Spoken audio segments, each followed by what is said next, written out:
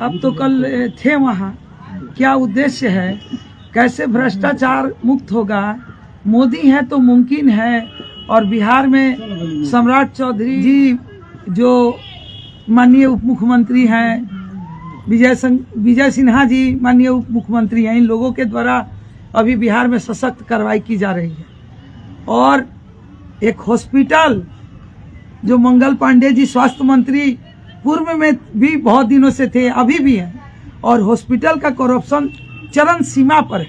आप कल भुगतना भोगे ना, जिस लड़की की शादी हम लोग चंदा वसूल के करते हैं, उस लड़की को एक आशा, बहुत दिनों से हमको ये शिकायत मिल रहा था कि डॉक्टर विजय कुमार के द्वारा हॉस्पिटल में रंगदारी दिया जा रहा है सबको, कि कोई भी हमारे विरोध में जाएगा उसको नौकरी से निकाल देंगे, मेरा कोई कुछ नहीं बिगाड़ सकता है, कोई बड़ा नेता मेरा कुछ नहीं कर सकता है। इस तरह का भय का माहौल बनाकर आशा सेविका जो महिला है सरकार की, उन लोगों को का दुरुपयोग करना, उन लोगों को पैसे का भी लालच देना और डराना, दोनों करके, जिसका जीता जागता प्रमाण कल मैं देखी कि एक गरीब जिसका चंदा वसूल के हम लोग शादी कर रहे हैं बच्ची की, और उस बच्ची का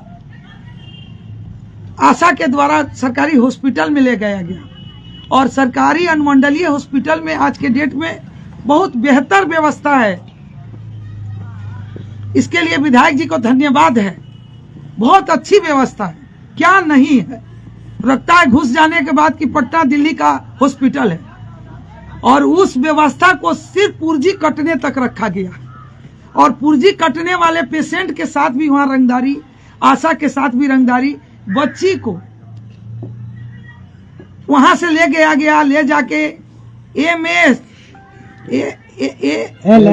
LM memorial hospital block road में डॉक्टर स्वाति सपन है जो हमारे अनुमंडलीय हॉस्पिटल की प्रभारी हैं, और उनके हस्बैंड भी यही कार्यरत हैं। लोग हैं कि घर में बैठ के और नौकरी करते हैं, यह भी उसी अनुमंडल हॉस्पिटल का डॉक्टर है, और एक अच्छे सर्जन भी है। और ये क्या करते हैं कि सारे हॉस्पिटल अपना जो इनका कला है, जो सरकार इनको पेमेंट करती है, जो इतनी बड़ी व्यवस्था दी है, इसको ये सरकारी हॉस्पिटल में नहीं करते हुए ये अपने उस प्राइवेट हॉस्पिटल में ले जाते हैं पेशेंट को। और ले जाता कौन है, तो इनकी आशा, जो माननीय मुख्यमंत्री जी की आशाएं हैं, वो आशा के द्वारा इन सारे पेशेंट को वहां जबरन पहुंचाया जाता है। रुकिए एक second madam, Dainik Jagran paper में पढ़ा गया है, उसमें जो पीड़िता का पति का बयान है कि अपने मन से आए थे, तो इस पर कैसे आप उस हॉस्पिटल पर बेबुनियाद? देखिए, मैं कह रही हूँ कि वो अपने मन से अगर गए थे तो आशा वहां क्या कर रही थी, और आशा तो हमसे झगड़ने लगी कि हमको जहां मन करेगा वहां ले जाएंगे। और जब वो अपने मन से गए थे तो उस पीड़िता के पिता को पीट कर पैसे और मोबाइल क्यों छीना गया? और छोड़ दीजिए, आप तो थे ना रोड हमारे, और इनको जैसे झेलना पड़ा।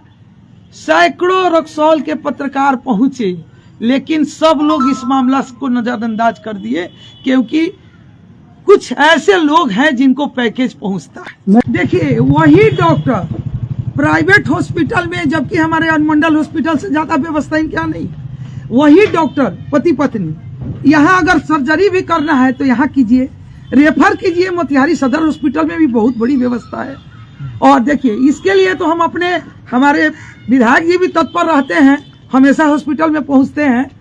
तो देखिए, अगर उनके संज्ञान में भी मामला जाएगा तो तुरंत कार्रवाई करेंगे, है ना, वो तुरंत कार्रवाई करेंगे। विधायक जी भी, मुझे भी उम्मीद है, क्योंकि वो भी नहीं चाहते हैं कि हॉस्पिटल में करप्शन। बहुत बहुत शुक्रिया। हाँ, विधायक जी की भी हार्दिक इच्छा होता है, क्योंकि हमसे बोले हुए थे कि हॉस्पिटल कुछ मामला दे रहे हैं कि आप ईमानदार आदमी हैं और सबको एक बेहतर व्यवस्था मिलेगा, तो विधायक जी के कान पहुंचेगा तो निश्चित विधायक जी भी कार्रवाई करेंगे। अच्छा। एमपी साहब भी करेंगे। चूंकि वीडियो है, मैं पूछना चाहती हूँ आप लोग के चैनल के माध्यम से, डीएम सर देखते हैं, आप लोग का एसपी सर देखते हैं, और हमारा अभी प्रशासन पदाधिकारी बेहतर है जिला में, पूरे बिहार का बात करेंगे। बावजूद इस तरह का करप्शन हो रहा है, तो आखिर हम लोग कहाँ जाएंगे?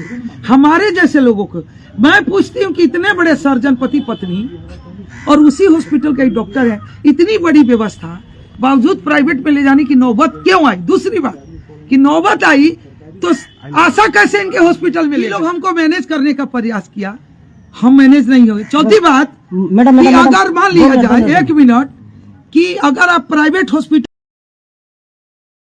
हाँ हमसे, तब मैं अपना वीडियो ऑन की कि नेतागिरी यहाँ ना चली।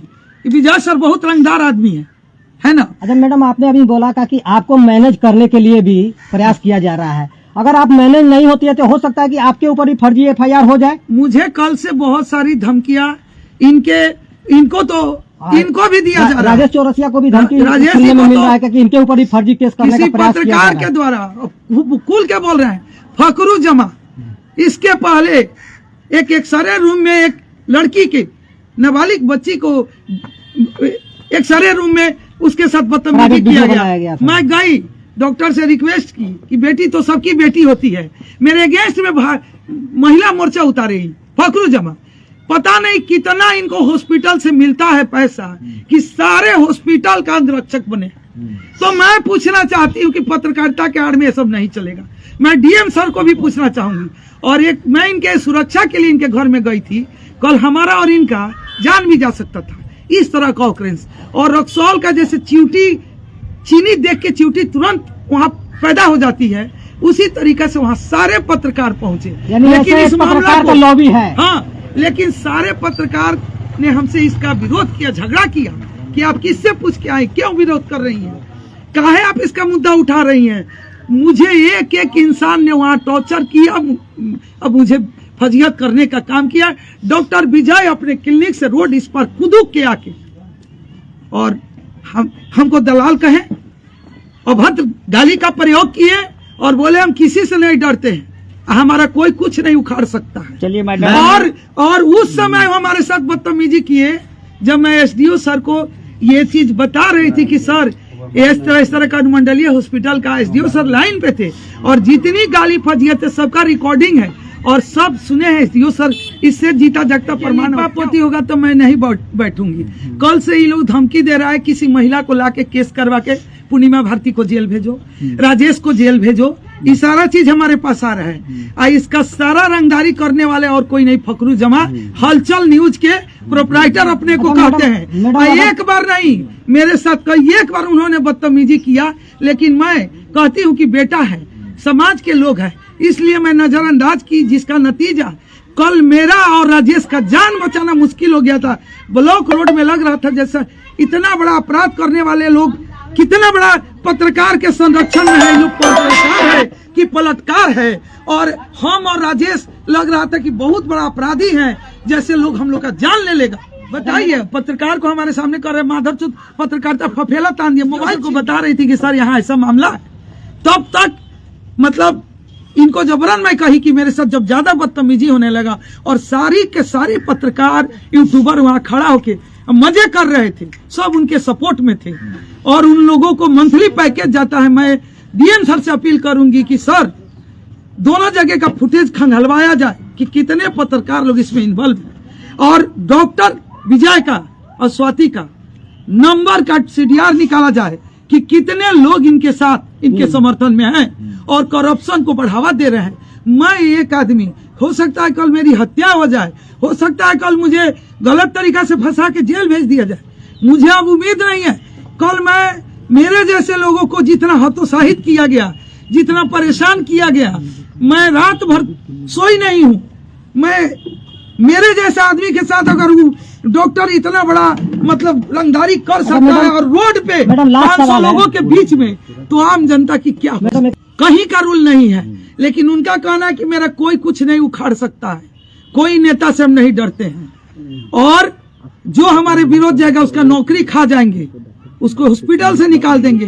कोई भी चीफ शब्द मेरे मतलब हम DM सर से अपील करेंगे, SDPO से, यहाँ SDO से, आप लोग के चैनल के माध्यम से कि निष्पक्षता से जांच हो और हॉस्पिटल का फुटेज खंगारते हुए और इनके हॉस्पिटल का फुटेज खंगारा जाए और इनकी CDR निकाली जाए कि कितने लोग, कितने पत्रकार इनके के आड़ में ये हॉस्पिटल चल रहा है, जिसका संरक्षण यहाँ के कुछ यूट्यूबर और पत्रकार दे रहे हैं, धड़ाधड़ मेरे पे फोन आने लगा, मुझे रंगदारी का फोन आने लगा और फकरू जमात आके मेरे से रंगदारी करने लगे कि क्या हो रहा है, क्या हो रहा है। जब भी कहीं कोई मामला होता है करप्शन का, मैं जाती हूँ तो फकरू जमा मेरे पे आके रंगदारी करते हैं और कई बार वो हमको धमकी दे चुके हैं। वो हमारे थाना में भी हमारे साथ बदतमीजी करते हैं। तो इसलिए अभी हमको फेसबुक पे लिखे हैं कि हम तुरंत आपका मतलब ये कर रहे हैं। तो सीधी सी बात है कि मैं पूछना चाहती हूँ कि दैनिक जागरण में पेपर में निकला है लेकिन हॉस्पिटल का नाम नहीं खोला गया और हॉस्पिटल के गेट पे यहाँ के ब्यूरो चीफ हमारे दैनिक जागरण के पत्रकार विजय गिरी जी भी उपस्थित थे और प्रभात खबर के जितेंद्र सिंह भी उपस्थित थे और सारे मीडिया बंधु के सामने हमारी फजीहत उस हॉस्पिटल के डॉक्टर के द्वारा किया गया और इन लोगों के द्वारा कुछ भी नहीं किया गया। इतना मेरे साथ करप्शन कल हुआ है, मिल के मेरे साथ कल ये लोग कल मेरा जान भी ले सकता था। इस तरह का माहौल था कि नहीं था? था कि नहीं? मेरे साथ भी हो सकता था। इतना अगर मेन रोड पे हमारे जैसे लोगों के साथ हैबियत हो सकता है तो आम आशा और आम जनता और आम पेशेंट का क्या होगा। मैं जाके सिर्फ पूछी थी और पूछ के ब्लॉक चली गई, इतने देर में उसके पिता का कॉलर पकड़ के खींच के अंदर ले गया।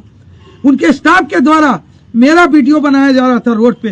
रोड के बाहर आके देखिए हमारे उस वीडियो में विजय डॉक्टर दौड़ते हुए गाली देते हुए रोड के बाहर आके इस पार इस पत्रकार को गाली और हमको दलाल बहुत अभद्र भाषा का प्रयोग किया।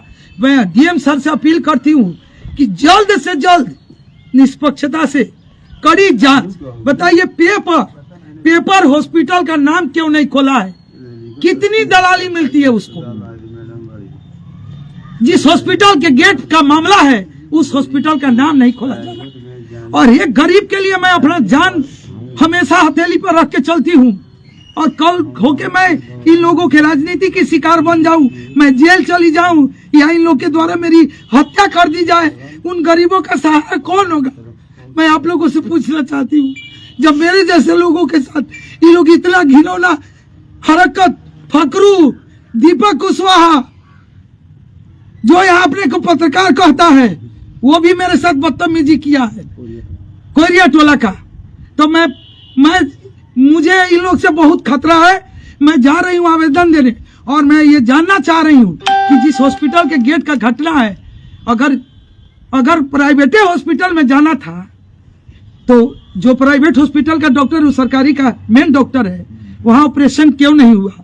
और जो प्राइवेटे में जाना था तो आशा क्यों गई? जो प्राइवेटे में जाना था तो वही हॉस्पिटल में क्यों गया? मेरा सवाल ये है। और पत्रकारिता अब लोगों को न्याय नहीं, लोगों के ऊपर अन्याय करने वाला है। इसलिए मैं वैसे पत्रकार पर थू करती हूँ जो कल मेरा जान लेने पे उतारू था सब। और पत्रकारिता का धौंस दिखाते हुए मैं डीएम सर से और पत्रकार के जितने ऊपर तक ब्यूरो चीफ हैं सबसे मैं अपील करना चाहती हूँ कि अगर ये लोग सब कोई मौजूद थे तो फिर सारे चैनल से नजरअंदाज क्यों किया गया और जिस चैनल के द्वारा चलाया गया उसको तरह तरह का रंगदारी जान पर से मारने की, कड़ियार चौक पे आओ, ये करो, है ना। हमारे ऊपर फोन करके हमको रंगदारी किया गया कि आप मतलब हम क्या कुछ कहें। कल मैं अकेली थी, जैसे फिल्म में विलेन घेर लेता है और हीरो अकेला होता है, उसी तरीका से कल का माहौल था। और वो कहाँ?